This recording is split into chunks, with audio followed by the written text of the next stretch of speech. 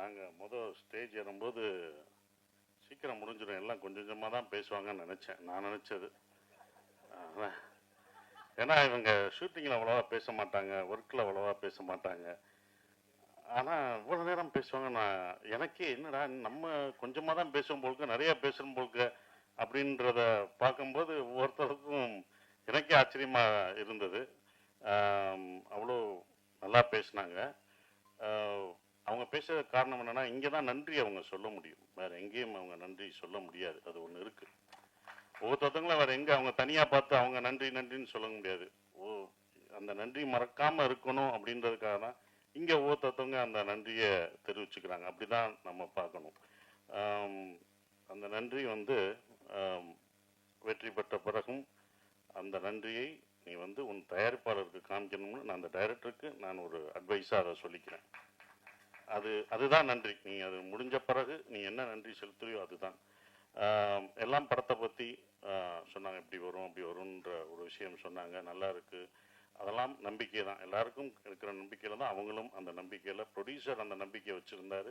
அந்த நம்பிக்கை நிறைவேற்றிய டைரக்டருக்கு அவ்வளோ வாழ்த்து சொல்லும்போது இன்னும் சந்தோஷமாக இருக்குது. என்ன நினச்சி ஒரு ப்ரொடியூசர் தான் ஒரு படத்தை பார்த்துட்டு இது நல்லா இருக்குது எனக்கு திருப்தின்னு சொல்லணும்.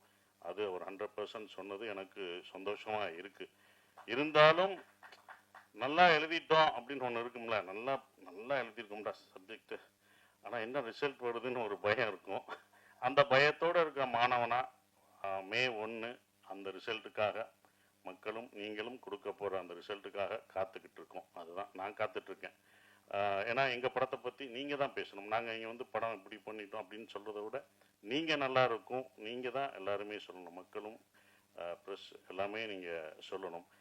எனக்கு இந்த படம் அவர் சொன்னார் ஃபுல்லாக அபி 24 வயசு பையன் சொல்லும்போது இங்கே வயசு முக்கியம் இல்லை, நல்ல கதை நல்ல விஷயம்தான் முக்கியம். அதை யுவராஜ் அந்த டீம் பார்க்கல. ஏன்னா அவங்க ஒரு ப்ரொடக்ஷன் ஃபஸ்ட்டு என்கிட்ட சொல்லும்போது 2 நண்பர்கள், அந்த 2 பேரும் நண்பர்கள், அற்புதமான நண்பர்கள். அதுவே எனக்கு பிடிச்சி போச்சு. முதல் பாசு நண்பர்களாக இருக்கீங்க, இப்படி ஒரு நட்பா அப்படின்னு ஒன்று இருக்கும்ல, அந்த நட்புக்கே ஏதோ செஞ்சாகணுமே அப்படின்றது. 2வது அவங்க எடுத்த படங்கள் 2மே எல்லாருக்கும் பிடிச்ச படம், கேட்கவே தேவையில்லை, அவ்வளோ பர்ஃபெக்டாக செலக்ட் பண்ணி சொல்லுவாங்க. அப்புறம் நம்ம என்ன சொல்கிறது, நம்ம தான் அதுக்குள்ளே போகிறேன், நான் தான் இந்த படத்துக்குள்ளே நுழைஞ்சிருக்கேன். அது எனக்கு தான் பெரிய ஒரு விஷயமா நான் நினைக்கிறேன். கதை சொல்லும்போது கூட அப்படியே அந்த மியூசிக்கெல்லாம் போட்டு விட்டாப்புல, அப்படி போட்டு சார் அப்படின்னு வரும் சொல்கிறாப்புல. நான் சொல்லலை, நான் பாட்டு சீரியஸாக பார்த்தேன். கேட்டுக்கிட்டு யுவராஜ் சிரிக்கிறாப்புல, யுவராஜ் அழுகிறாப்புல, என்னடா கூட வந்த ப்ரொடியூசர் அழுகிறாப்புல. நான் அப்படி திரும்பி பார்க்குறேன், ஒரு சவுண்டு கேட்குது. என்னன்னு பார்த்தா பக்கத்தில் இருக்கிற ப்ரொடியூசர்ஸ் அதுக்கு அழுகிறாப்புல. திடீர்னு அவர் சிரிக்கிறாரு. ஓகே, இது சைடு எஃபெக்ட் கொடுக்குறாங்க போலுக்கு அப்படின்னு நினச்சேன். அதுக்கப்புறம் எனக்கு உண்மையிலே கதை ரொம்ப பிடிச்சிருந்தது. ஏன்னா நான் கேட்ட கதையிலே ரொம்ப நாள் ஆச்சு நான் அப்படி கேட்டு. உண்மையிலே ஒரு ஒரு கதையை முதல்ல இருந்து கடைசி வரைக்கும் எந்தவித மாற்றமும் செய்யாமல் அப்படியே இருக்கிற இதை மாற்றிக்கலாம் அப்படி மாற்றிக்கலாம் அப்படி மாற்றிக்கலாம் அப்படி எதுவுமே இல்லை. அது கரெக்டாக இருந்தது, அது கரெக்டாக தான் எடுத்திருக்காங்க. எந்த மாற்றம் இல்லாமல் செஞ்சது தான் இது அபியோட இந்த டைரக்டரோட வெற்றியாக நான் நினைக்கிறேன். அது ஒன்று. அப்புறம் ஏன் அவர் சொன்னார் சார், ஏன் சார் நான் அவ்வளோ சொன்னேன் நல்லா பேசின பிறகு நீங்கள் ஒரு தடவை கூட சிரிக்கிற, ஏடா உன்னை டிஸ்டர்ப் பண்ணா, நீங்கள் ஒரு காமெடி படம் பண்ணுற, காமெடி சொல்லனா உள்ளுக்குள்ளேயே சிரிச்சுக்குவேன், உள்ளுக்குள்ளேயே ஆடுவேன், எல்லாமே உள்ள இன்னர் இது ஆடுவார், ஆனால் வெளியில் இல்லை, ஒன்று டிஸ்டர்ப் ஆகிடுவார், நான் சிரித்து அதனால் அடுத்த லைனுக்கு போகக்கூடாது அப்படின்னு சொன்னோம். அதுக்கப்புறம் தான் சிம்ரன் மேடம் இந்த படத்துக்கு அப்போ சொல்லும் போது எனக்கு இல்லை, சிம்ரன் மேடம் நடிக்கிறாங்க அப்படின்னாங்க. சார் சிம்ரன் மேடம் கதை சொல்ல போகிறேன், இப்படி என்ன சொல்லுங்க தான், எனக்கு ஒன்று போடுவேன், மியூசிக்கை போட்டு அப்படி இப்படி நடிச்சு காமிப்பேன், அதை அவங்களுக்கு பண்ண அவங்களுக்கு பிடிச்சிரும். அப்படியா சார், கண்டிப்பாக பிடிக்கும்டா அப்படின்னு அடுத்து அவங்க ஓகே பண்ணிட்டாங்க. அவங்க ஏன் ஓகே பண்ணால் அந்த கதை அவங்களும் இதில் வந்தது எல்லாம் கேட்டது. சிம்ரன் நீங்கள்மா எப்படி, ஏன்ப்பா நாங்கள் நடிக்கக்கூடாதாப்பா சிம்ரன் மேடத்தோட? இன்னும் இல்லைங்க, நீங்கள் கிராமம்னா கிராமத்திலே எப்படி விவசாயம் பார்த்துட்டு இருக்கோம்னா ஏன் அங்கே நடிக்கக்கூடாதா, எங்களுக்கு சிம்ரன் கிடைக்கக்கூடாதா? இது என்ன எல்லாரோட ஏக்கம் தான்ப்பா, அது எல்லாரும் இது பண்ணுறதுனால அதனால எங்களுக்கு கிடைக்கக்கூடாதா? என்ன எப்படி எப்படி எப்படின்னா உங்களுக்கு என்னப்பா, அது அப்படிதான் கதை பாருங்க அப்படின்னா. அப்படிதான் சிம்ரன் மேடத்தை எல்லாம் கேட்குற கேள்வி. படம் பார்க்கும்போது உங்களுக்கு தெரிஞ்சிடும் எதுக்கு சிம்ரன் மேடம் இந்த படத்தில் எல்லாருக்கும் பிடிச்சவங்க சிம்ரன்.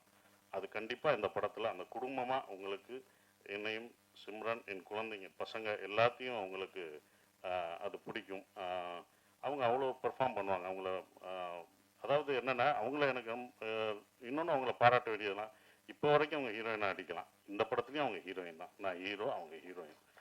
ஸோ அவங்க எப்பவும் ஹீரோயினாக நடிக்கலாம். ஸோ அது ரொம்ப அற்புதமாக பெர்ஃபார்ம் பண்ணாங்க. அவங்கள வந்து எல்லாருமே வரும்போது சிம்ரன் மேடம் கொஞ்சம் பயந்தாப்புல டைரக்டர் சிம்ரன் மேடம் இருக்காங்க, இவங்க இருக்காங்க அப்படின்னு நிறைய பயப்படுவார். ஸோ அதெல்லாம் தவிர்த்துட்டு பாஸ்கர் சார் இப்படி போய் பேசி இப்படி பண்ணு எல்லாம் சரியாயிடும் அப்படின்னு சொல்லி அப்படி தான் பண்ணது. இந்த கதை ஏன் எனக்கு ரொம்ப பிடிச்சிருந்த ஒரு விஷயம் அப்படின்னா, இது வந்து ஈழத்தமிழன் பேசுகிற ஒரு இது. நான் வந்து பேசுகிறது வந்து ஸ்ரீலங்கன் தமிழ், ஈழத்து தமிழ் பேசுகிற ஒரு குடும்பம் இங்கே வந்து எப்படி சர்வே ஆகிறாங்க அப்படின்றது. இது பார்க்கும்போது உங்களுக்கு காமெடியாக தெரியும், காமெடியாக இருக்கும். எப்படின்னு யூஸ்வலாக ஸ்ரீலங்கன் படமோ ஒரு ஈழத்தமிழர் படங்கள் எடுக்கும் போதோ அது சோகமாகவும் கஷ்டமாகவும் தான் நம்ம பார்த்துருப்போம். இந்த படம் சந்தோஷமாக இருக்கும், உங்களுக்கு சிரிக்க வச்சுட்டே இருப்போம். ஆனால் உள்ளுக்குள்ளே உங்களுக்கு ஒரு விஷயத்த சொல்லிக்கிட்டே இருப்போம், அவங்க வழிகளை. அதாவது ஒரு சந்தோஷத்தை, வலியை மறைத்து தான் சந்தோஷத்தை நம்ம கொடுக்க முடியும். அந்த வழிகளை மறைத்து இந்த குடும்பம் உங்களுக்கு சந்தோஷத்தை கொடுத்துட்டே இருக்கும். அப்படிதான் வரும்.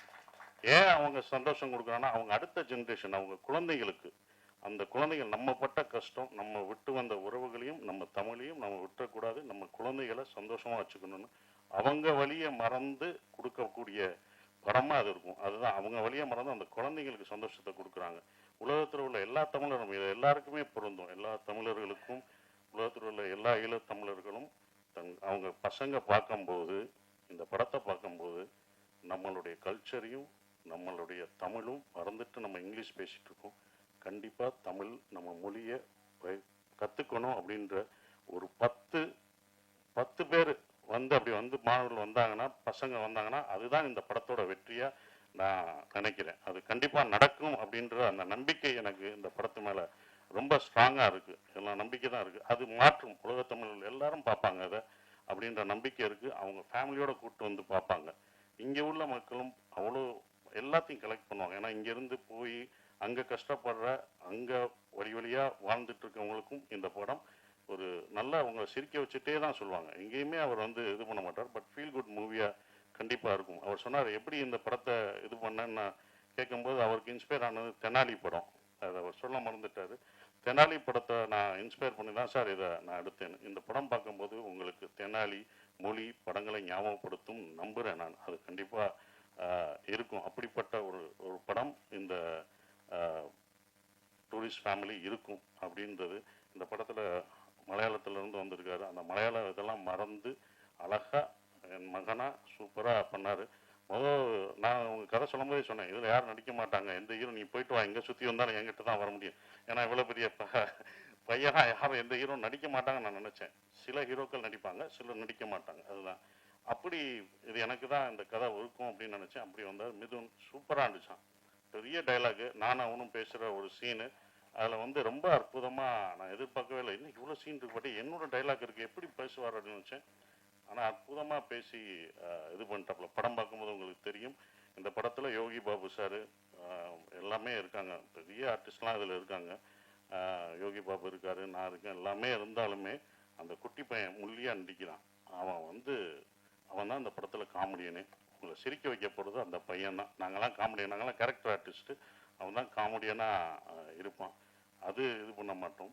அது கண்டிப்பாக அவங்களுக்கு நிச்சயம் கொடுக்கும். அப்புறம் மியூசிக் ஷான் ரோல்டன், அது அவரோட நம்ம ஒரு படத்தில் நம்ம பாட கேட்டுக்கிட்டே இருந்தோம், அவரை பிடிக்க முடியல. அது ஒரு படம், ஒரு பாடம் வருவார், நான் ரொம்ப பிஸியாக இருந்தார், பாட முடியாதுன்னாங்க. ஆனால் இந்த படத்தில் எனக்கு 2, 3 எத்தனை வாய்ஸ் கொடுத்துக்கிட்டே இருக்காரு. இது பார்த்தா நம்ம அடுத்த படத்தில் ராஜ்மோகன் படத்துலையும் அவர் தான் மியூசிக்கு. வா வா நீ அப்போ விட்டல, இப்போ நான் பிடிச்சிட்டேன் பாரு அப்படின்ற மாதிரி தான் இருந்தது. பட் ரொம்ப ஜாலியாக இருந்தோம். நாங்கள் ப்ரொமோஷன் போடுறதெல்லாம் அவரும் நானும் அழகாக சேர்ந்து போயிட்டுருக்க ஒரு விஷயம். மோகன்ராஜ் எனக்கு ரொம்ப சந்தோஷமாக இருக்குது. ஈசனில் பண்ண மோகன்ராஜ் இந்த படத்தில் முழு பாடல்களும் எழுதியிருக்காரு. அடிக்கடி அவரை பாராட்டி சொல்லும் போதெல்லாம் எனக்கு நான் ஜெயித்த மாதிரியே அப்படி இருக்கும். அவரை பற்றி சொல்லும்போது, சார் தேங்க்யூன்னு சொல்கிற மாதிரி. மோகன்ராஜ் சார் அப்போவே அவர் நல்லா தெரிஞ்சிருக்குன்னு சொல்லி, இதெல்லாம் எழுதியிருக்காரு, எனக்குலாம் தெரிலங்க, எந்த பாட்டு எழுதியிருக்காருங்க, இந்த பாட்டு எழுதியிருக்கான்னு ஷாண்டோல்னு சொல்லுவாங்க. தெரியுங்க அவர்கிட்ட, நான் அப்போ இருந்து சொல்கிறேன், பின்னாடி உட்காருங்க, முன்னாடி உட்காருங்க, முன்னாடி உட்காருங்க. இன்னைக்கு முன்னாடி உட்காந்துருக்காரு. இப்போ தான் நீங்கள் எல்லாருக்கும் தெரியுவீங்க. இந்த முன்னுக்கு வர்றதுக்கு தான் இத்தனை வருஷம் நம்ம எழுதுறதுல யார் எழுதுன்னு தெரியாது, உங்கள் முகம் தெரியும். இப்போ உள்ள கவிஞர்கள்லாம் ஒரு பாட்டு எழுதிட்டு முகத்தை அப்படியே காமிச்சுக்கிறாங்க, ஆடுறாங்க. அதனால தான் இந்த படத்தில் ஆட விட்டுருக்கோம். அவரை வாங்க ஆடுங்க, அப்படியே இருட்டுக்குள்ளே போகிறாரு. ஏற்கனவே முகம் தெரியலன்னா நீங்கள் ஆட வைக்கணும் அப்படின்னு சொல்லிட்டு இருட்டில் தான் ஆடிடுவார். அப்பயும் கூப்பிட்டு வந்து இந்த படத்தில் ஆட வச்சுருக்கோம். ஸோ அவ்வளோ சிறப்பாக இந்த பாடல்கள் ஒன்று சொல்லுவார் அடிக்கடி, எனக்கு ரொம்ப பிடிச்சிருந்த வரிகள், வரிகள்லாம் நிறைய எழுதியிருக்காரு. அந்த வரிகள் எனக்கு ரொம்ப பிடிச்சிருக்கு. சந்தோஷமாக நீங்கள் கேட்கும்போது ரொம்ப ஃபாஸ்ட் பீட்டாக இருக்கும், ஆனால் உள்ளுக்குள்ளே எப்படி வலிகள், சந்தோஷமான பீட்டை கேட்டாலும் வலிகள் இருக்கும், அப்படி தான் இந்த படம் இருக்கும். சந்தோஷமாக இருப்பீங்க, உள்ள அவங்களோட கஷ்டங்கள், சந்தோஷமான இந்த ஹாப்பி டேஸ்னுவாங்கல்ல, ஹாப்பி லைஃப், அந்த மாதிரி லைஃப் இஸ் பியூட்டிஃபுல், அன்பை போதிக்க போது இந்த படம். வெளியில் வரும்போது நீங்கள் அன்போடு வந்தாலே அதுவே எங்களுக்கு வெற்றின்னு நினைக்கிறோம். அஃப்கோர்ஸ் இவங்க எடுக்கிறாங்க இந்த படம், இன்னொன்றும் பர்சனலாக ஜெயிக்கணும். ஏன்னா அவங்க எடுத்த 2 படத்தோட இதோட ப்ரொடக்ஷன் காஸ்ட் ரொம்ப ஜாஸ்தியாக இருந்தது. நானே பயந்து, என்னப்பா இவ்வளோ செலவழிக்கிறீங்க, வேணாம்ப்பா அப்படின்னா, இல்லை சார் இந்த படத்து மேலே எனக்கு நம்பிக்கை இருக்குது, இதை நல்லா பண்ணும் சார், நல்லா பண்ணும் சார், இவங்கெல்லாம் வரணும் அப்படின்னு சொல்லி அவங்க பண்ணது வந்து மறக்க முடியாத ஒன்று. அவங்களுடைய நம்பிக்கைக்கு இந்த படம் வெற்றி பெற்று அவங்களுக்கு என்ன செலவழிச்சாங்களோ அந்த காசு வந்து கொடுத்துட்டாலே எனக்கு ரொம்ப, ஒரு ப்ரொடியூசராக நான் சந்தோஷப்படுவேன். அது வரணும், அப்போ தான் அது நல்லா இருக்கும்னு நான் நினைக்கிறேன். மற்றபடி இதை நீங்கள் தேட்டரில் May 1 படம் ரிலீஸ் ஆகுது, நீங்கள் பாருங்கள். நானும் உங்களோட சேர்ந்து அதை ரசித்து பார்க்குறேன். மறந்துடாதீங்க, நீங்கள் தான் உங்களோட ஆதரவை தரணும். May 1 மறந்தாமல் பாருங்கள். தேங்க்யூ. டூரிஸ்ட் ஃபேமிலி May 1க்கு ரிலீஸ் ஆக போகுது. ரொம்ப எக்ஸைட்டடாக இருக்கேன். இது என்னோட 2வது படம். எல்லாமே புதுசாக இருந்தது. ஒரு புது இண்டஸ்ட்ரி, புது லாங்குவேஜ், டீமாகவும் எல்லாரும் பயங்கர கோஆப்ரேட்டிவாக. ஃபர்ஸ்ட் இந்த படம் பண்ணணும் ஒரு இது வந்தது அபி ப்ரோவோட நரேஷன் தான். அவருக்கு இந்த படத்து மேலே எவ்வளோ கான்ஃபிடென்ஸ் இருந்தாங்களோ அந்த கான்ஃபிடென்ஸ் அப்படியே நம்ம மேலே ஸ்ப்ரெட் பண்ண மாதிரி இருந்துச்சு. அது மாதிரி நான் தான் செட்டில் ரொம்ப டென்ஷனாக இருந்தேன். நான் வெளியில் காட்டலாம், ஏன்னா லாங்குவேஜ் ப்ராப்ளம்னால தான், வேற எதுவும் இல்லை. ஆனால் அந்த ஒரு ஃபீல் எனக்கு கொடுக்காம ரொம்ப சப்போர்ட்டிவாக இருந்த இந்த அபி ப்ரோ மட்டும் இல்லைன்னா இந்த கேரக்டர்னால பண்ண முடியாதுன்னு நான் நினைக்கிறேன். அது மாதிரி 2வது படம் சசி சார் கூடயும் சிம்ரா மேம் கூடயும் எல்லாரும் கூடயும் ஒர்க் பண்ண முடிஞ்சதில் பயங்கர சந்தோஷமாக இருக்கேன். எனக்கு தோணுது ஃபர்ஸ்ட் எல்லாருக்கும் ஆவேசம் மாதிரி ஒரு ஃபர்ஸ்ட் படம் கிடைக்காது. ஸோ அதை மாதிரி எல்லாருக்கும் டூரிஸ்ட் ஃபேமிலி மாதிரி ஒரு செகண்ட் படமும் கிடைக்காது. அதில் நான் ரொம்ப பிளஸ்டாக இருக்கேன். Thank you all. தேங்க்யூ. எல்லோருக்குமே வணக்கம். எனக்கு இந்த மேடை ரொம்ப ரொம்ப முக்கியமான மேடை. ஏன்னா ஈசனில் வந்து ஜில்லா விட்டு ஜில்லான்னு ஒரு பாட்டு, அதை வச்சுக்கிட்டு நானும் ஜேம்ஸ் சாரும் வந்து, சார் இது அந்த படத்துலேருந்து எடுத்துட்டாங்க, நாங்கள் எந்த படத்துக்கு எழுதணுமோ அந்த படத்துலேருந்து எடுத்தாச்சு. இது நிறைய முறை நீங்கள் கேட்டிருப்பீங்க, ஆனால் இந்த ஸ்டேஜில் நான் சொல்லணும், அதனால நான் மறுபடியும் சொல்கிறேன். அதுக்கப்புறம் ஒரு வருஷம் கழித்து ஜேம்ஸ் சார் எனக்கு கால் பண்ணுறாரு, டேய் ஈசன் படத்தில் இந்த படம் பாட்டு வருது, சசிகுமார் சாருக்கு ரொம்ப பிடிச்சிருச்சு அப்படின்னாரு. எனக்கு ரொம்ப பயங்கர ஹாப்பி. அந்த மூமெண்ட் எனக்கு இன்னும் ஞாபகம் இருக்குது. ஜேம்ஸ் சார் ஸ்டுடியோவில் பாட்டு கேட்டு வேற ஒரு பாட்டுக்காக வந்துட்டு இவர் தான் இந்த பாட்டு எழுதணும்னு எனக்கு வந்து ஜேம்ஸ் சார் ஸ்டுடியோவில் வந்து சார் வந்து எனக்கு கை கொடுத்தாங்க. அந்த லிஃப்ட் வந்து நான் வாழ்க்கையில் மறக்கவே முடியாது. அதுக்கப்புறம் நிறைய பாடல் பண்ணிட்டேன், ஆனால் எனக்கு ஒரு அடையாளமாக எதுவுமே அமையாது. அது அந்த டைமில் யுவன் சார் ஸ்டுடியோவில் ஒருத்தர் வராரு, ஆனால் நான் படம் பண்ணும்போது கண்டிப்பாக நீங்கள் தான் பாட்டு எழுதுவீங்கன்னு ஒரு கேரக்டர் சொல்லுது. சரிங்க கண்டிப்பாக பண்ணலாம் நண்பா அப்படின்னு நான் பேசும்போது, அதே மாதிரி குட் நைட்னு ஒரு படம் ஆரம்பிக்கும்போது அந்த படத்தை ப்ரொடியூஸ் பண்ணி எனக்கு எல்லா பாட்டையும் கொடுத்த யுவராஜ் இந்த மேடையில் இருக்கிறது எனக்கு ஒரு பெரிய சந்தோஷம். ஏன்னா அவர் தயாரித்து என்ன வந்து ஒரு பெரிய அடையாளப்படுத்தின ஒரு பாட்டை கொடுத்த சசிகுமார் சார் இந்த படத்தில் இருக்கிறது எனக்கு பெரிய நிகழ்ச்சியாக இருந்தது. நான் அபி வந்து கதை சொன்ன உடனே நான் யாரு ஹீரோன்னு கேட்கும்போது சசிகுமார்னோட மனசுக்குள்ள நான் நினச்சிக்கிட்டேன், இது ஒரு பெரிய அவருக்கு கொடுக்குற ஒரு நன்றி கடனா நான் இந்த படத்துக்கு நான் பெருசாக வேலை செய்யணும், அது கண்டிப்பாக அது ஒரு சிறப்பான படமாக வரும். அதனால நான் அவர்கிட்ட என்ன சொன்னேன்னா, நீ சொன்னதை மட்டும் எடுத்துரு அபி, கண்டிப்பாக அது ஒரு வேற லெவல் மூவியாக வரும் அப்படிங்கிற மாதிரி நான் ரெக்வஸ்ட் வச்சேன். அபி சொன்ன மாதிரி சொன்னவ தாண்டி 2 மடங்கு சூப்பராக எடுத்திருக்காப்ல. ஏன்னா நிறைய பேர் கதை நேரேஷன் பண்ணுவாங்க, ஆனால் ஸ்டோரி விஷுவலாக பண்ணும்போது ஏதாவது ஒரு சின்ன தப்பு நடந்துடும். ஆனால் அந்த தப்பு கண்டிப்பாக இதில் நடக்கலைங்கிற ஒரு நம்பிக்கை எங்களுக்கு பெருசாக இருக்குது. அதுக்கு வந்து அபிக்கு பெரிய நன்றி. ஏன்னா எல்லாம் ஒரு ப்ராஜெக்ட் நல்லா வரும்போது தான் அது ஒரு ஹாப்பியாக நம்ம வந்து செலிப்ரேட் பண்ண முடியும். ஸோ அது இயக்குனருக்கு நான் பெரிய நன்றி சொல்கிறேன். சின்ன பையன்தான், ஆனால் கண்டிப்பாக அது ஒரு பெரிய இயக்குனராக வரப்போகிறாரு. ஸோ சசிகுமார் சார் இதில் இருக்கிறதுல எங்களுக்கு பெரிய ஹாப்பி. அது எனக்கு தனிப்பட்ட முறையில் பயங்கர ஹாப்பி. அதே மாதிரி யுவராஜோட இன்னொரு ப்ரொடியூசர்ஸ் மகேஷ், அப்போ அவர் வந்து ஒரு முறை குட் நைட்டுக்கு ஒர்க் பண்ணும்போது என்னை பார்த்துட்டு 3 பாட்டு முடிச்சிட்டோம் அப்பன்ட்டு. அண்ணா நீங்க என்னென்ன பாட்டு பண்ணியிருக்கீங்க அப்படின்னு. அவருக்கு வந்து என்னன்னா இதுல தான் ஃபர்ஸ்ட் ஆரம்பிக்கிறோம்னு நினைச்சிட்டு இருக்காரு. நான் அதுக்கப்புறம் பாட்டு லிஸ்ட்லாம் சொன்னோன்னா, ஓ இத்தனை பாட்டு எழுதிருக்கீங்களா அப்படின்னு ஒரு சப்போர்ட்டா இருந்தார். என்னதான் யுவராஜ் முடிவு எடுத்தாலும் அதுக்கு வந்து ரொம்ப உடந்தையா இருந்து சப்போர்ட் பண்ண மகேஷ்க்கு நான் ஒரு பெரிய நன்றி சொல்றேன். அடுத்தது ஷாண்டோல்டன். நான் வந்து அவர் மொட்டை மாடியில ஒரு பாட்டு பாடுவார். அந்த யூடியூப்ல வந்து பயங்கர வைரல். நான் அது பயங்கர ஃபேன். இவரோட எப்படா வேலை செய்வோம், இந்த மாதிரி ஒரு கம்போசருக்குலாம் நம்ம கண்ணிலே பட மாட்டேங்கிறோமே அப்படிங்கிற ஒரு ஏக்கம் எனக்கு இருந்தது. நாங்க வந்து முதல் முறையா தீரன்லயே நாங்க வேலை செய்ய வேண்டியது, அது மிஸ் ஆச்சு. நான் அப்படியே கைக்கு வந்தது அப்படியே நம்மளை கைவிட்டு போயிடுச்சுன்னு ஒரு சின்ன ஒரு ஏக்கம் இருந்தது. அப்புறம் பொன்குமார் மூலியமா 1947ல வந்து ஒரு 2 பாட்டு முடிச்சோம்.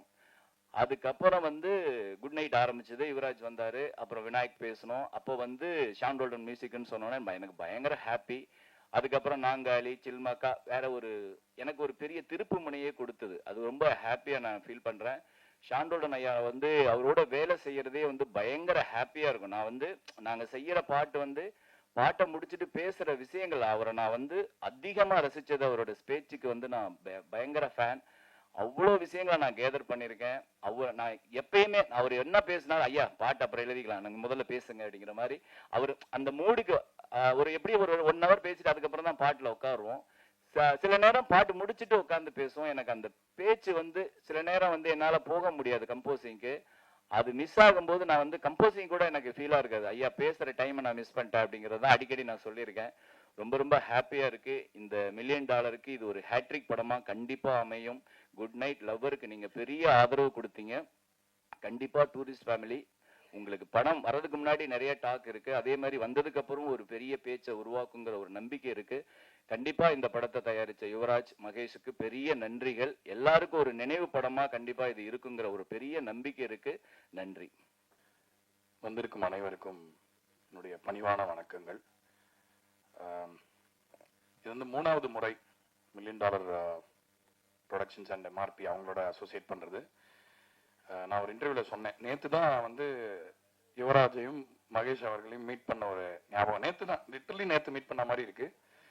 ஆனால் வந்து அதுக்குள்ள 3வது படம் பண்ணி முடிச்சிட்டோம். நிறைய அதுக்குள்ள நிறைய ஒரு அதாவது ஒரு கிரியேட்டிவிட்டி ரிலேட்டடா நிறைய ஒரு பெரிய டிராவல், சினிமா எப்படி இருக்கணும், எந்த மாதிரி படங்கள் வரணும், ஒரு ரொம்ப லாங் ஜேர்னி மாதிரி தோணுது. பட் ரொம்ப ஷார்ட் டைம்ல நடந்த மாதிரி இருக்கு. முதல்ல நான் ரொம்ப ரொம்ப தேங்க் பண்ணிக்கிறேன் யுவராஜ் அண்ட் மகேஷ் 2 பேருக்குமே.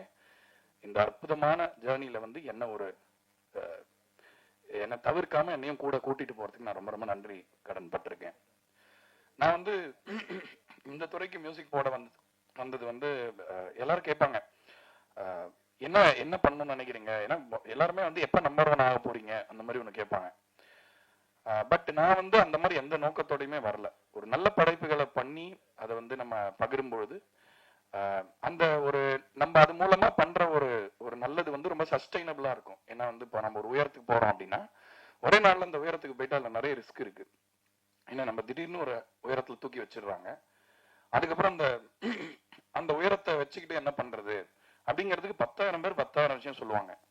ஆனா வந்து அந்த நோக்கமே நம்மளுக்கு கிளியரா இருக்காது. ஏன்னா அதுக்கப்புறமா அந்த நம்ம போன அந்த உயரத்தை அதை காப்பாத்துறதுக்கே நம்மளுடைய வாழ்க்கை சரியா போயிடுது. அதுல நம்ம பண்றது சரியா, இசை சமூகத்துல என்ன செய்யணும், ஜனங்களுக்கு எப்படி பயன்படணும், இந்த மாதிரி விஷயங்கள்லாம் வந்து நம்ம யோசிக்கிறது இல்லை.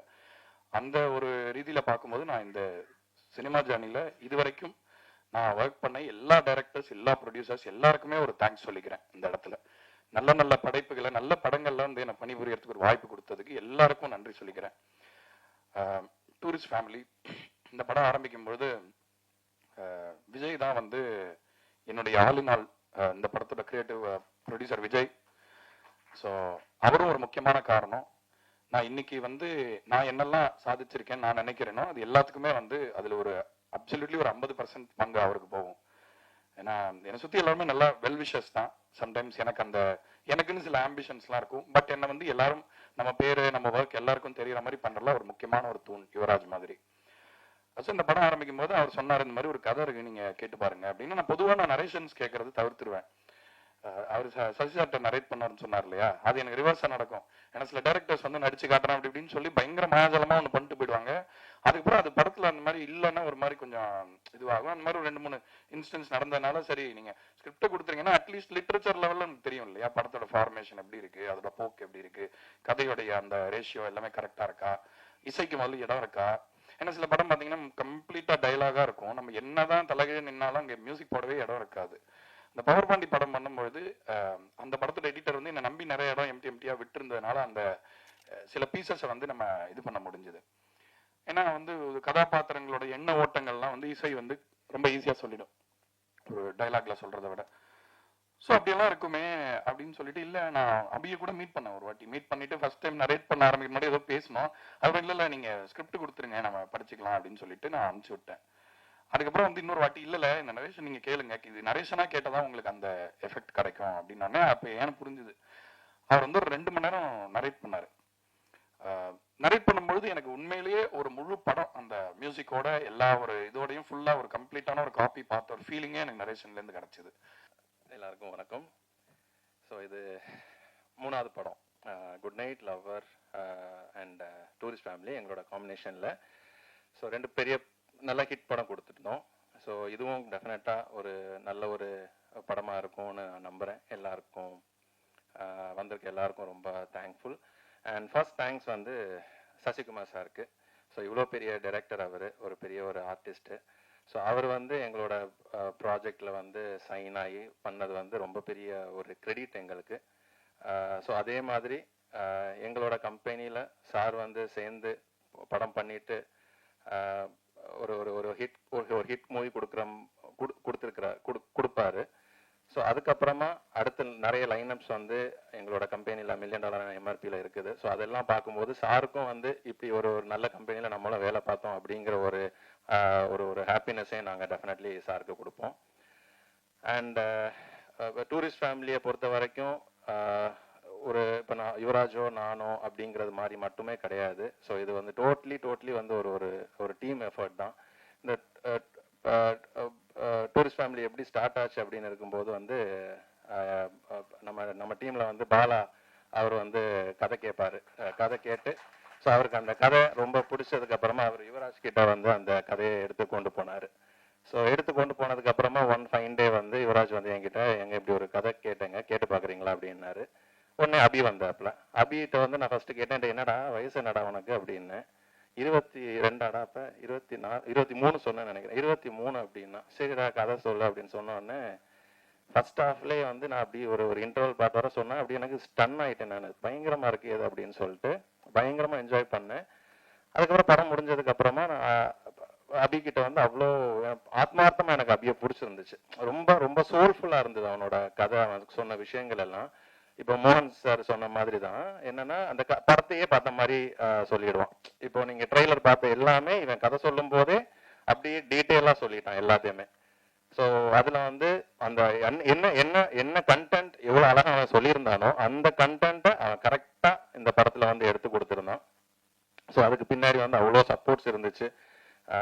நம்ம டீமாவே இப்போ விஜய் கிரியேட்டிவ் ப்ரொடியூசர் விஜய் இருக்கிறாரு, அப்புறம் ஹரீஷ் இருக்கிறாரு, யுவராஜ், எல்லாருமே ஒரு பெரிய ஒரு டீமா இருந்து இந்த டூரிஸ்ட் ஃபேமிலியை வந்து ஒரு பெரிய ஒரு படமா நாங்கள் எங்களோட கம்பெனியில் வந்து கொடுத்துருக்குறோம். வணக்கம். நீங்கள் குட் நைட் அண்ட் லவருக்கு கொடுத்த மாபெரும் வரவேற்பு மட்டும்தான் எங்களால் அடுத்த படத்தை தயாரிக்க முடிஞ்சது. ஸோ நீங்கள் இந்த வரவேற்பு கொடுத்துலன்னா ஒரு சின்ன கம்பெனியான எங்களால் அடுத்த படத்தை தயாரிச்சிருக்க முடியாது. அதுக்கு முதல்ல உங்களுக்கு எல்லாருக்குமே நன்றி சொல்லிக்கிறேன். நான் அந்த ஸ்டேஜுக்கு மட்டும் என்னோட டீம் மட்டும் அப்படியே கூப்பிட்டுக்கிறேன். பாலா, விஜயா, ஹரீஷ் எங்க,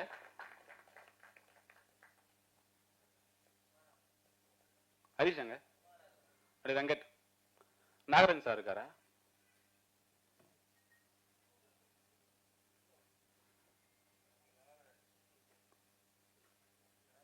வாங்க மேல வாங்க.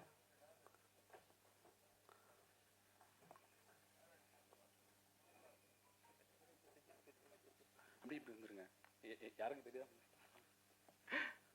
ஸோ எப்பயுமே வந்து எனக்கு ஒன்று இருக்கும், இவங்களாலனா என்னால் எந்த வேலையும் பண்ண முடியாதுன்னு தான் இருக்கும். ஏன்னா என்டையராக சொல்கிறேன், ஹரிஷ் இல்லைன்னா எக்ஸிகியூஷன் சைட்ல இருந்து என்னால் எந்த வேலையும் பண்ணியிருக்க முடியாது. லைக் இவன் இல்லைன்னா ஒவ்வொரு படத்தோட எல்லா ஷூட்டிங் டே ப்ராசஸ்ல அவ்வளோ ப்ரெஷர் இருக்கும். அவ்வளோ ப்ரெஷரையும் எனக்கு வராம என்டையரா ஹேண்டில் பண்றது தான். ஸோ இவனுக்கு இந்த இடத்துல ரொம்ப நன்றி சொல்லிக்கிறேன். அண்ட் விஜய் வந்து நார்மலாவே எனக்கு வர எல்லா பிரச்சனையும் ஒரு வால் மாதிரி இருந்து ஸ்டாப் பண்ணிட்டு வர. ஏன்னா கிரியேட்டிவா இருக்கலாம், ப்ரமோஷன்ஸ் விஷயங்களா இருக்கலாம், பிசினஸ் விஷயங்களா இருக்கலாம், எனக்கு என்டையரா விஜயோட சப்போர்ட் இருந்தது வந்து இந்த படத்தை வந்து இன்னும் ஈஸியா ஒர்க் பண்றதுக்கான நிறைய சப்போர்ட் இருந்துச்சு. அண்ட் பாலா தான் என் கம்பெனில வந்து கதைகள் கேட்பாரு. ஸோ ப்ரொடக்ஷன் கண்ட்ரோலராக வேலை பார்ப்பாரு.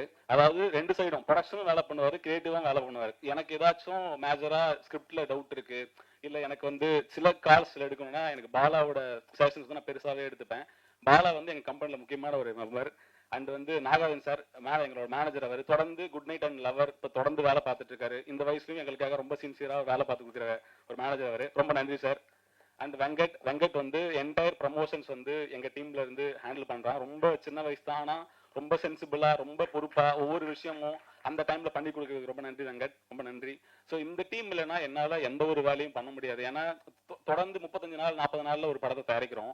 ஏன்னா சின்ன ப்ரொடக்ஷனா ஸ்டார்ட் பண்ணும் போதும் ஒரு மாபெரும் உழைப்பு தேவைப்படுது. இவங்க இல்லைன்னா என்னால எந்த ஒரு விஷயமும் பண்ண முடியாதுன்றது தான் எனக்கு தோணிட்டே இருக்கும். ரொம்ப நன்றி, நீங்க இல்லைன்னா நான் இல்லை. எல்லாருக்கும் வணக்கம். என் பேர் அபிஷன் ஜீவன், நான் டூரிஸ்ட் ஃபேமிலி படத்தோட டைரக்டர். இது எங்கேருந்து ஸ்டார்ட் பண்ணுறதுன்னு தெரில. இங்கே வரும்போதே எல்லாரும் ரொம்ப பயன்படுத்தி தான் அமிச்சாங்க. கேட்குற கேள்வி கரெக்டாக சொல்லிடணும் அந்த மாதிரிலாம் சொல்லி பயன்படுத்தி அமிச்சாங்க. முதல்ல நான் எனக்கு எங்கேருந்து ஆரம்பிக்கிறதுன்னு தெரில. ஸ்கூல் படிக்கிறதுலேருந்தே ஃபில்ம் மேக்கிங் மட்டும்தான் எனக்கு தெரியும்னு சொல்லி நம்பி வாழ்ந்துக்கிட்டு இருந்தேன். அண்ட் ஒரு பாயிண்ட்டுக்கு மேலே நான் யார்கிட்டையும் ஒர்க் பண்ணதில்லை. எனக்கு வந்து பெருசாக கான்டாக்ட்ஸ் இல்லை அண்ட் வயசும் கம்மி. அந்த பாயிண்ட்ல நான் ஒரு கதை எடுத்துட்டு போனோன்னே எந்த ஒரு எதிர்பார்ப்பும் இல்லாம, லைக் ஓகே இவனுக்கு வந்து இவன் யார்ட்டையும் ஒர்க் பண்ணல, இவனுக்கு வயசு கம்மியா இருக்கு, எந்த ஒரு விஷயமே பார்க்காம முதல்ல இந்த படம் கொடுத்த யுவராஜ் அண்ணா அண்ட் மகேஷ் அண்ணா, தேங்க்யூ ஸோ மச். நீங்க 2 பேரும் அன்னைக்கு என்ன நம்பலன்னா நான் இன்னைக்கு இங்க இல்லை, அதுதான் உண்மை. அண்ட் எனக்கு வந்து நான் இந்த பிச்சிங் ப்ராசஸ் அப்போ பாலாண்ணா, நான் உங்களை டார்ச்சர் பண்ணியிருக்கேன், உங்களை டார்ச்சர் பண்ணி இந்த கதையை கேளுங்கன்னு சொல்லி இது பண்ணியிருக்கேன். நீங்கள் கதையை கேட்டு எனக்கு அன்னைக்கு பாலாண்ணா ஒரு விஷயம் சொன்னார், இது வந்து ஒரு ப்ரொடக்ஷனாக ஓன் பண்ணி பண்ணுற படம் அப்படின்னு தான் சொன்னார் என்கிட்ட. ஏன்னா இது எந்த அளவுக்கு நம்ம ஹீரோஸ் ஒத்துப்பாங்க அப்படின்னு எனக்கு தெரியல. ஒரு ப்ரொடக்ஷன் தான் ஓன் பண்ணி பண்ண முடியும், என்ன நடந்தாலும் பரவாயில்ல, நான் ப்ரொடியூசர்ஸ் கிட்ட அந்த கதையை ஒன்று சொல்ல வச்சிடுறேன் அப்படி சொல்லி தான் உட்கார வச்சாரு. சொன்னேன் உடனே யுவராஜ் அண்ணா ஃபர்ஸ்ட் ஹாஃப் முடியும் போதே என்கிட்ட சொல்லிட்டாரு, இந்த படம் நம்ம பண்றோம் அப்படின்னாரு. எனக்கு அது இன்னும் நம்பவே முடியல அந்த பாயிண்ட்டை. ஸோ அங்கே இருந்து அடுத்த கட்டம் நாங்கள் போகும்போது ஹீரோஸ் அப்படின்னு வரும்போது நாங்கள் சசிகுமார் சார்கிட்ட போனோம். சசிகுமார் சார் வந்து கதை சொல்லும் போது எனக்கு எந்த ஒரு ரியாக்ஷனுமே கொடுக்கல, லைக் ஒரு ரியாக்ஷன் கொடுக்கல. நானும் அப்படி சொல்றேன் இப்படி, ஏன்னா இது வரைக்கும் என்கிட்ட வந்து எல்லாரும் சொன்னதுன்னா நீங்க நரேஷன் நல்லா பண்றீங்க அப்படின்னு சொன்னாங்க. ஸோ அந்த கான்ஃபிடன்ஸ்ல வந்து நான் போய் சசி சார்கிட்ட நரேட் பண்ணேன். ஸோ நான் போனோடனே சார் இப்படி ஓப்பன் பண்ணா அப்படி அப்படின்னு சொல்லி ஆரம்பிக்கிறேன். அவர் அப்படின்னு சொல்லி உட்காந்துருக்காரு. நானும் கத்துறேன், பாடுறேன், ஆடுறேன், அவர் அசரவே இல்லை. சரி என்னடா இவர் இதுக்குமே சிரிக்க மாட்டேங்கிறாரு அப்படின்னு சொல்லிட்டு ஒரு பாயிண்ட்ல என்னன்னா படத்துல ஒரு பயங்கரமான காமெடி சீன் இருக்கு, இது வந்து சிரிக்காத ஆளே கிடையாது, இந்த ஜோக்கு எப்படி ஒரு சிரிச்சுதான் ஆகணும் அப்படின்னு சொல்லிட்டு நான் ஃபுல் கான்ஃபிடன்ஸ் அப்படியே சொல்றேன், சார் இப்படி பண்ணி ஓப்பன் பண்ண நடக்குது சார் அப்படின்ற. அவரு நல்ல சிரிப்பா இருக்கு அப்படின்னாரு. எனக்கு அங்கேயே வந்து ஒரு செகண்ட் சரி ஓகே இவருக்கு பிடிக்கலையா என்ன அப்படின்னு தெரியல. நான் அதுக்கப்புறம் வந்துட்டேன், ஈவினிங் கொஞ்சம் டல்லா தான் இருந்தேன். அப்போ யுவராஜ் நான் கால் பண்ணாரு, சசி சார் வந்து ஓகே சொல்லிட்டாரு அப்படின்னாரு. எனக்கு தலைகாலு புரியல, ஓகே இதெல்லாம் நடக்குதா உண்மையிலேயே அப்படின்னு சொன்னேன். அங்க இருந்து அடுத்த கட்டம் எல்லாருமே, அதாவது ஒரு டீமை செட் பண்ணி கொடுக்கறது அது இருக்குல்ல, அது வந்து எனக்கு இப்போ டூரிஸ்ட் டீசர் வந்து பயங்கர ரீச் ஆச்சு. அதை வந்து கொண்டு போய் சேர்க்கறதுக்கு காரணம் இப்படி ஒரு ப்ரொடக்ஷன் ஹவுஸ் இல்லைன்னா அது நடந்திருக்காது. எனக்கு எல்லாமே டீம்ல இருந்து எல்லாமே பெஸ்ட் மட்டும் தான் கொடுத்துருக்காங்க. ஸ்டார்டிங் வித் ஷான் சார் உங்களோட மியூசிக் இல்லைன்னா இந்த படம் கிடையாது, அது வந்து நான் எல்லா இடத்துலையும் சொல்லுவேன். இந்த படத்துல எனக்கு என்ன அப்ரிசியேஷன் வந்தாலும் அது 50% நான் ஷான் சாருக்கு கண்டிப்பா நான் அதை கொடுத்துருவேன். ஏன்னா பயங்கரமான ஒரு ஒர்க் இந்த படத்துல பண்ணியிருக்காரு. சாரோட பெஸ்ட் ஆல்பமா இது கண்டிப்பா இருக்கும். அண்ட் மோகனா உங்க லிரிக்ஸ் எனக்கு நிறைய டைம் வந்து சிலுத்து போயிருக்கு, நீங்க சொல்றதெல்லாம் கேட்டு சில டைம் புரியாமலும் இருந்திருக்கு. இந்த முகைமலைன்ற மேட்டர்லாம் எனக்கு என்னன்னே புரியல. ஸோ அது பேசிட்டு இருக்கும்போது ஷான் சார் வந்து டியூன் போடுறாரு, அப்படின்றாரு. ஸோ இவங்க 2 யோசிச்சுக்கிட்டே இருக்காங்க, இதுக்கு என்ன வார்த்தை அப்படின்றாங்க. டக்குன்னு மோகனா ஐயா முகைமலை செம்மையா இருக்குல்ல அப்படின்னா ஷான் சார் சூப்பர் முகைமலை சூப்பர் அப்படின்றாங்க. முகைமலை என்னது அப்படின்னு சொல்லிட்டு நான் சார் இந்த முகைமலைன்னா என்ன சார் அப்படின்னா அப்பதான் சொல்றாங்க முகைமலைன்னா மொட்டு மலை அப்படின்றாங்க. அதாவது அந்த மொட்டு மலையில அவர் நினைக்கிறாரு அப்படின்றோன்னா ஆஹா அருமையா இருக்கே அப்படின்னு சொல்லிட்டு எனக்கு இந்த மாதிரி நிறைய விஷயங்கள் வந்து அதாவது ஒரு தமிழ் டீச்சர்ஸ் இருக்காங்க இல்லையா அவங்க கூட இருக்கிற மாதிரி தான் இருக்கும். அது நிறைய விஷயங்கள் கற்றுக் கொடுப்பாங்க. எனக்கு சில விஷயம் எனக்கு தெரியலையே அப்படின்றதெல்லாம் இல்லை, எனக்கு எல்லாமே கற்றுக் கொடுப்பாங்க. ஷான் சார் வந்து எனக்கு எந்த அளவுக்கு கம்ஃபர்டபுள்னா நான் அவர்கிட்ட என்ன வேணா கேட்கலாம். சார் இது என்ன சார் ஒண்ணுமே இது இல்லை அப்படி புரியலையே சார் அப்படின்னா கூட அவர் வந்து எனக்கு சில விஷயங்கள் படி இவ்வளவுதான் படி அவர் வந்து இவ்வளவுக்கும் அவர் பண்ணாத அச்சீவ்மெண்ட்டே கிடையாது. அப்படி இருந்தும் நான் ஒரு டெபியூட்டன்ட் பட் ஸ்டில் அவர் வந்து என்னை வந்து ஒரு பெரிய டைரக்டர் மாதிரி தான் என்னை ட்ரீட் பண்ணுவார். ஸோ அது Shaan sir thank you, I love you so much sir. அடுத்ததா சிம்ரன் மேம் தேங்க்யூ. உங்களை மாதிரி ஒரு சீனியர் பர்ஃபார்மர் கூட நாங்கள் ஒர்க் பண்ணது ரொம்ப சந்தோஷமா இருக்கு. And again Mithun and Kamlesh. So உங்க ரெண்டு பேரோட பெர்ஃபார்மன்ஸ் பார்த்து நான் சீரியஸாகவே பயங்கரமா மிரண்டு போயிட்டேன். அண்ட் ஒரு முக்கியமான படத்துல ஒரு முக்கியமான போர்ஷன் வரும், ஒரு 15 நிமிஷத்துக்கு ஒரு போர்ஷன் வரும். அந்த இடத்துல மிதுன் பயங்கரமா இருந்துச்சு. சசி சார் கூட போட்டி போட்டு நடிச்ச ஒரு மொமெண்ட் அது சூப்பரா இருந்துச்சு.